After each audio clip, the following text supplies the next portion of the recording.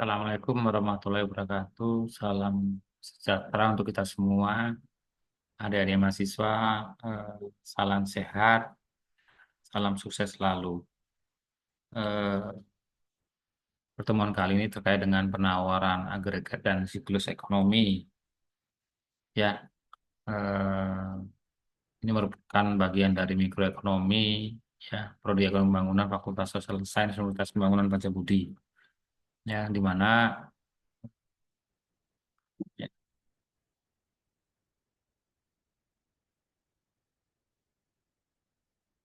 ya, kita ketahui bahwasannya penawaran agregat dan siklus agregat ini dinamakan siklus ekonomi, yaitu di mana semua gejolak naik turunnya GNP atau harga atau suku bunga serta penggunaan tenaga kerja, ya faktor-faktor yang penentu pada penawaran agregat, ya agregat supply. Kita ketahui, yang pertama adalah faktor naiknya output nasional, naiknya output nasional. Ya, output nasional dalam hal ini GDP, ya Gross Domestic Product, kemudian GNP, Gross National Product, ya. Eh, Nah, yang kedua adalah naiknya biaya-biaya, terutama biaya tenaga kerja. Eh,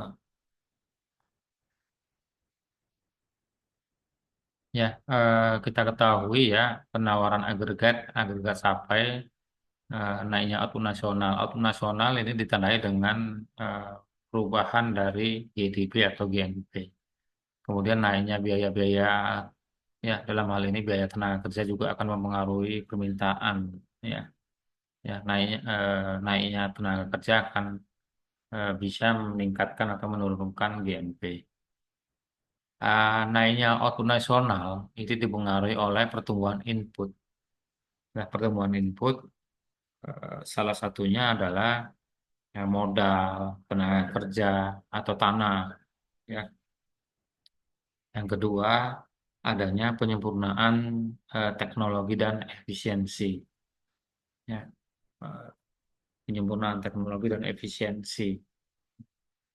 Yang jadi eh, pertumbuhan-pertumbuhan terkait dengan input itu akan meningkatkan naiknya output nasional, naiknya jumlah tenaga kerja, naiknya misalnya investasi, ya, kemudian naiknya kepemilikan modal itu akan cenderung akan meningkatkan produksi.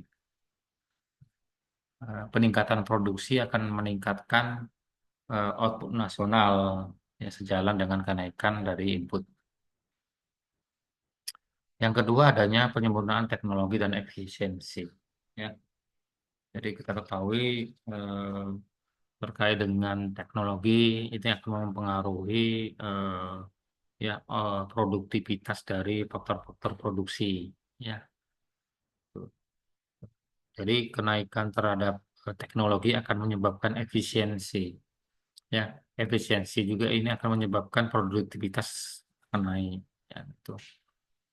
Kemudian di sini ada penyebab siklus ekonomi, ya, adanya pergeseran permintaan dan penawaran agregat, ya, yang mengakibatkan adanya gap antara GNP potensial dengan GNP sesungguhnya, ya, gitu. Ya, kenaikan GNP potensial seharusnya sejalan dengan kenaikan terhadap GNP sesungguhnya, ya. Jadi ini salah satu pakar terkenal, ya, ini yang dikaidahkan dengan hukum Okun. Ini Arthur Okun ini orang yang ahli ekonomi tahun 2029 sampai 79. Ya, berusia 50 tahun ini. Selama 50 tahun beliau memiliki hukum Okun yang paling terkenal. Beliau menyatakan dalam kajiannya kaidah-kaidah Okun di mana menunjukkan eratnya hubungan antara perubahan output dengan jumlah pengangguran. Ya. Jadi kalau misalnya GDP naik atau GNP naik, naiknya GDP akan menurunkan pengangguran sebesar berapa persen. Dalam kaidah-kaidah hukum Okun, ya dinyatakan bahwa ya, setiap 2% ya, kemerosotan GNP dari GNP potensial, tingkat pengangguran melonjak 1%. Hmm. Berarti setengahnya. Jadi kalau misalnya, eh, jadi kalau untuk menurunkan pengangguran, di sini harus meningkatkan GNP sebesar 2 kali lipat. Ya, jadi kalau pertumbuhan ekonomi nanti mengalami kenaikan 1%, ya, maka pengangguran akan turun sebesar setengah 0,5%. Jadi kalau eh, pertumbuhan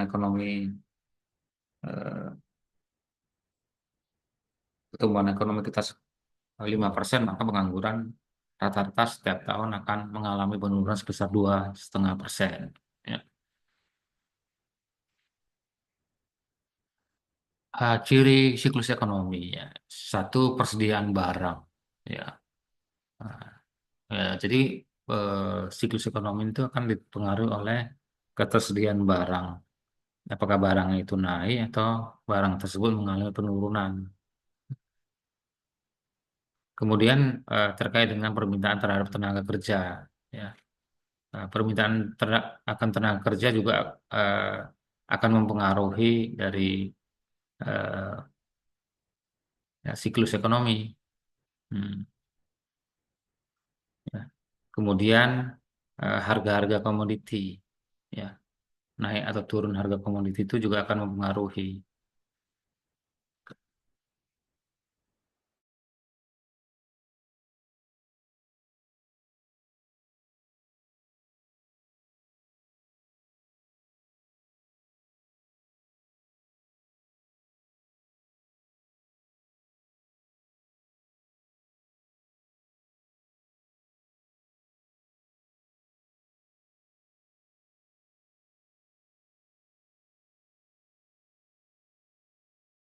Yang berikutnya permintaan akan tenaga kerja, ya.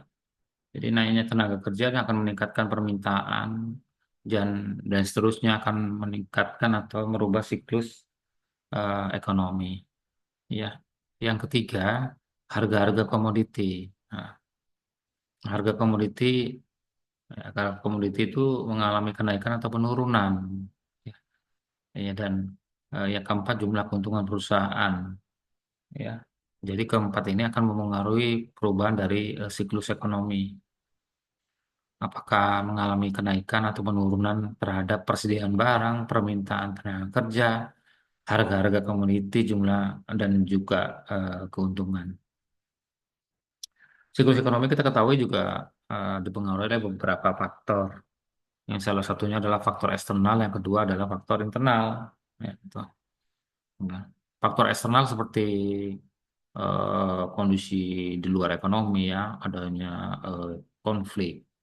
Contohnya peperangan antara Rusia dan Ukraina, kemudian krisis di Timur Tengah antara Israel dan Palestina, dan negara-negara Arab lainnya itu akan mempengaruhi siklus ekonomi. Kemudian kondisi-kondisi internal seperti pemilu, ya, kemudian ada penemuan kekayaan baru, pengetahuan, teknologi terbaru, migrasi penduduk juga akan mempengaruhi siklus ekonomi. Ya. Yang berikutnya ada faktor internal, ya. Faktor internal ini ada ekspansi dan kontraksi ekonomi.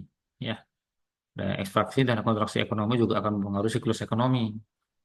Kenaikan eh, ekonomi yang akan meningkatkan siklus, akan merubah pengaruh siklus ekonomi.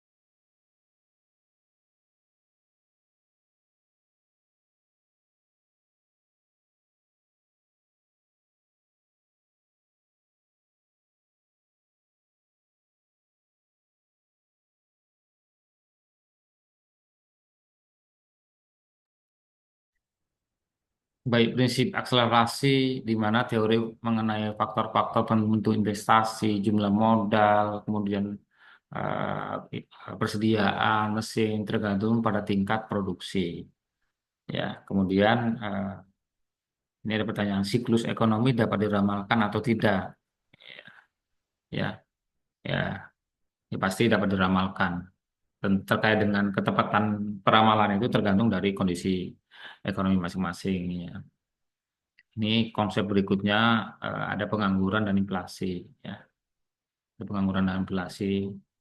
Eh, ya, pengangguran itu kadang diperlukan, kadang juga tidak. Karena kalau pengangguran diperlukan, misalnya sebenarnya pengangguran itu tergantung pada inflasi. Itu kenaikan inflasi akan menyebabkan pengangguran meningkat dan sebaliknya. Ya. Pengangguran itu mm, sangat mempengaruhi ekonomi, kemudian sosial dan lainnya. Itu pengangguran berdampak pada aspek bukan hanya ekonomi tapi pada aspek sosial. Gitu.